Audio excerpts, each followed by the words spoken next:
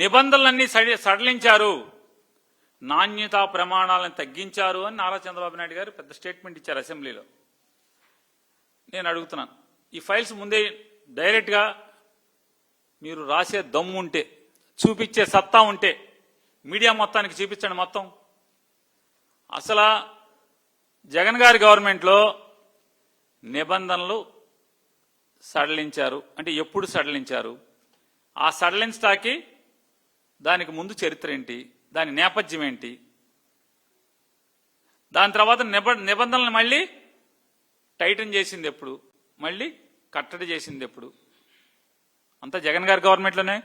జగన్ గారు ఏ నిబంధనలు అయితే పొందుపరిచాడో మళ్ళీ అంటే జగన్ గారి ప్రభుత్వంలోని టీటీడీ పాలక మండలి ఏ నిబంధనల మేరకు మార్పులు చేసి నిబంధనలు కఠినతరం చేశారో ఇవాళకి అదే నిబంధనలు ఉన్నాయి కదా, నువ్వేమన్నా మార్చావా అని అడుగుతున్నాను.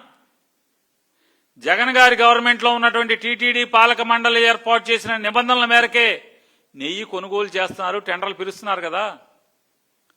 ఇక సరళీకృతం చేశారని చెప్పి మాట్లాడారు. సరళీకృతం ఎందుకు చేశారు? పర్చేజ్ కమిటీలో ఉన్నటువంటి సభ్యులు, నెయ్యి కొనుగోలు కమిటీలో ఉన్నటువంటి సభ్యులు అసలు కాంపిటీషన్ జరగట్లేదు, అతి తక్కువ మంది మాత్రమే టెండర్లో పాల్గొంటున్నారు, దీంట్లో దోపిడీ జరుగుతుంది. పెద్ద ఎత్తున కాంపిటీషన్ రావటం కోసం ఏం చేస్తే బాగుంటుందో దానికి కావలసిన తగు నిర్ణయాల్ని బోర్డు తీసుకోవాలి అని అప్పటి పర్చేజ్ కమిటీ సభ్యులు తీర్మానం చేశారా చేయలేదా?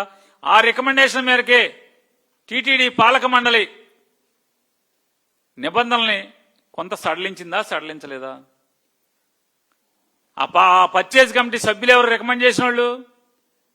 సరళీకృతం చేయండి, కాంపిటీషన్ పెంచాలి అని రికమెండ్ చేసింది ఎవడు?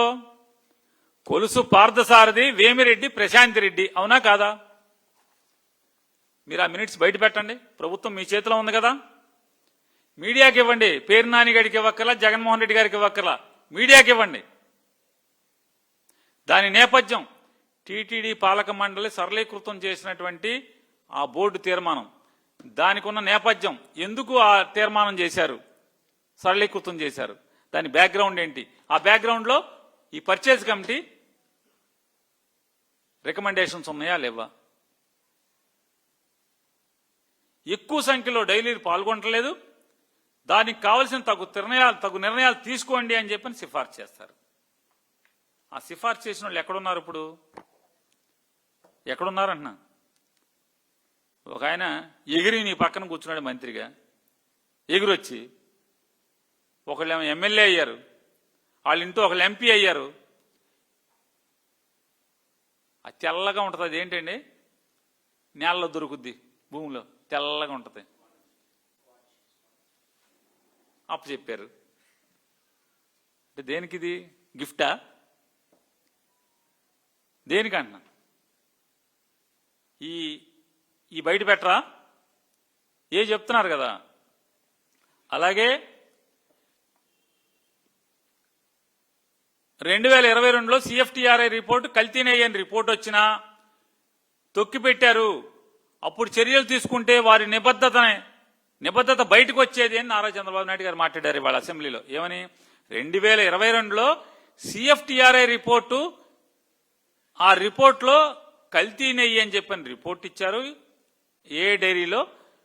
అప్పుడు గనక చర్యలు తీసుకుంటే అప్పటి టీటీడీ పాలక మండలి లేదా జగన్మోహన్ రెడ్డి గారి ప్రభుత్వం ఇవాళ వారి నిబద్ధతని బయటకు వచ్చేది అని చెప్పని పెద్దలు ముఖ్యమంత్రి గారు మాట్లాడారు.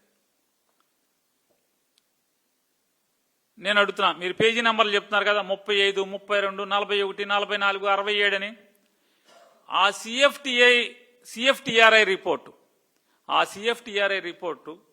చైర్మన్కి కానీ ఈవోకి కానీ పై అధికారులకు కానీ పంపకుండా కింద వాళ్ళు తొక్కి పెట్టారని చెప్పని సిబిఐ సిట్ చెప్పిందా చెప్పలేదా? ప్రజలకు ఇవ్వండి, విలేకరులకు ఇవ్వండి, ఇస్తానారుగా చంద్రబాబు నాయుడు గారు 2 రోజుల్లో సిట్ రిపోర్ట్ వస్తుంది, నేను మొత్తం మీడియాకి ఇచ్చేస్తాను, బంబాట్ చేసేస్తాను అన్నారుగా. అది పబ్లిక్ డొమైన్లో పెట్టండి సిట్ ఛార్జ్ షీట్ని, అందరూ చదువుకుంటారు. మరి మీరే చెప్తున్నారు పేజీలు, మీ అసెంబ్లీలో మీ ఎమ్మెల్యేలు మీ మంత్రులు చెప్తున్నారు 32వ పేజీ, 35వ పేజీ, 21వ పేజీ, 44వ పేజీ అని. మేము కూడా చెప్తాం కదా. సిట్ చెప్పిందని చెప్తున్నారు కదా, అందరూ మీ వాళ్ళే చెప్తున్నారు కదా. మరి మీరు గెలవగానే, మీరు ముఖ్యమంత్రిగా 2024లో గెలవగానే జూన్లో సిఎఫ్టిఆర్ఐ రిపోర్ట్ని మేము చూశాము. ఆ రోజు సుబ్బారెడ్డి, ఆ రోజు ధర్మారెడ్డి దీన్ని తొక్కిపెట్టారు. వారు గనక దాని మీద చర్య తీసుకుంటే గనక వాళ్ళ నిబద్ధత బయటకు వచ్చేది, వాళ్ళు నిరూపించుకునేవాళ్ళు అని చెప్పి మాట్లాడుతున్నారు కదా. మరి మీ నిబద్ధత ఏమైంది అని అడుగుతున్నా. 2024 జూన్లో మీరు ప్రమాణ స్వీకారం చేశారు. జూన్లోనే కొండ మీదకి వెళ్ళి నేను ప్రక్షాళన చేస్తాను తిరుపతిని అన్నారు. సిఎఫ్టిఆర్ఐ రిపోర్ట్ గురించి కూడా మాట్లాడారు. మరి సిఎఫ్టిఆర్ఐ రిపోర్ట్లో ఉన్నటువంటి premier dairy, alpha dairy, మాల్గంగా dairy, Vaishnavi dairy, ఈ డైరీలు కూడా రిపోర్ట్లో ఉన్నాయి కదా అని చెప్తున్నారు కదా. మరి మీరు ముఖ్యమంత్రిగా అయిన తర్వాత మీరు ప్రమాణ స్వీకారం జూన్లో చేశారు. ఆల్ఫా డైరీ, మాల్గంగా డైరీ 2024 నవంబర్ దాకా నెయ్యి సప్లై చేసింది కదా. సిఎఫ్టిఆర్ఐ రిపోర్ట్లో కల్తీ నెయ్యి సప్లై చేస్తున్నారు అని చెప్పని రిపోర్ట్ ఉందని మీరు చెప్తున్నారు. ఆ రిపోర్ట్లో ఉన్నటువంటి ప్రీమియర్ డైరీ, ఆ రిపోర్ట్లో ఉన్నటువంటి ఆల్ఫా డైరీ, ఆ రిపోర్ట్లో ఉన్నటువంటి మాల్గంగా డైరీ అంటే జనవరి 25, 2025 జనవరి దాకా ప్రీమియర్ డైరీ మీకు సప్లై చేసింది కదా. 2024 నవంబర్ దాకా మాల్గంగా, ఆల్ఫా సప్లై చేసినాయి కదా. మరి మీ నిబద్ధత ఏమైంది? వెంటనే మీరు ప్రమాణ స్వీకారం చేయగానే సిఎఫ్టిఆర్ఐ రిపోర్ట్లో ఏముందో ఆ రిపోర్ట్ ప్రకారం మీరెందుకు చర్యలు తీసుకోలేదు? సరే, మీ కథకే వద్దాం. సుబ్బారెడ్డి గారు లేకపోతే ధర్మారెడ్డి గారు పట్టించుకోలేదు. నిబద్ధత లేదని మీరు చెప్తున్నారు వాళ్ళకి. మరి మీకు నిబద్ధత ఉంది కదా, అపారమైన భక్తి ఉంది కదా, దేవుడు అంటే పడిసేస్తారు కదా మీరు. మరి సిఎఫ్టిఆర్ఐ రిపోర్ట్లో ఉన్నటువంటి ఆల్ఫా డైరీ, మాల్గంగా డైరీ, ప్రీమియర్ డైరీని 2025 జనవరి దాకా కొనసాగించారు కదా, ఎందుకు సప్లైలు తీసుకున్నారు చెప్పండి. సిట్లో ఉంది కదా ఇవన్నీ.